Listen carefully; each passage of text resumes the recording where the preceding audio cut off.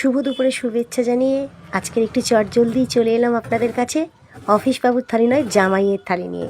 2.5 দিন আমার মেয়ে জামাই ছিল, আজকে চলে যাবে, তাই দিয়ে দিলাম কাতলা মাছের তেল ভাজা ভাত, আর দিয়ে দিলাম কাতলা মাছের পেটি ভাজা।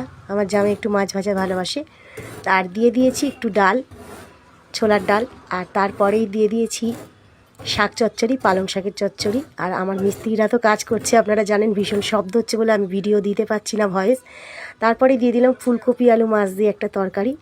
আর জামাই মেয়ের শরীরটা খুব একটা ভালো নেই, তাই একটু লাউ দিয়ে ঝোল কিন্তু মাছ দিয়ে বানিয়ে নিয়েছি।